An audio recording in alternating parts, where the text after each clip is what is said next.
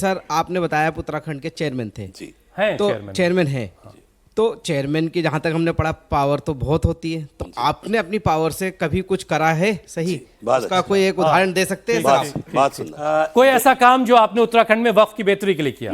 Google कीजिए, ये 2 साल में हमने क्या किया है आपको गूगल पे दिख जाएगा। आप डालिएगा मॉडर्न मदरसा इन उत्तराखंड, तो हमने अपने मॉडर्न मदरसों को मॉडर्न बनाया है। अब मेरे मदरसे हाईटेक बनेंगे, एलईडी स्क्रीन के ऊपर पढ़ाई होगी, एनसीईआरटी का सिलेबस मेरे बच्चे पढ़ेंगे और वो हाफिज कुरान के साथ साथ अब डॉक्टर, इंजीनियर, फिलोसोफर भी बन पाएंगे। सर, आप मॉडर्न मदरसा, एक मिनट सर, बात पूरी हो जाए। मॉडर्न मदरसा हमने बनाया है। नहीं, और- वक्फ बोर्ड ने बनाया है। जी, वक्फ बोर्ड सरकार ने उत्तराखंड बनाया ने 10B वक्फ संख्या 10B के चलिए, अंदर पर्सनल एक इनिशिएटिव मॉडर्न लेते हुए मदरसा आपने बनाया है। बनाया। बहुत जल्द हम इसी महीने उसका इनॉग्रेशन करने जा रहे हैं। बहुत अच्छी आप बात। सब लोगों को भी इनवाइट करते हैं कि आप आइएगा। ठीक है हाजिक साहब, जो सो कॉल्ड सेकुलर पार्टियां खुद को कहती हैं, वो क्या मुसलमानों का नुकसान कर रही हैं देखिए, बात यह है या कि माइनॉरिटीज का? ऐसे कह लीजिए। ये जो बिल पास हुआ 288 वोट पार्लियामेंट में 543 में से भारतीय जनता पार्टी को पड़े और 232 वोट जो है विपक्ष में पड़े।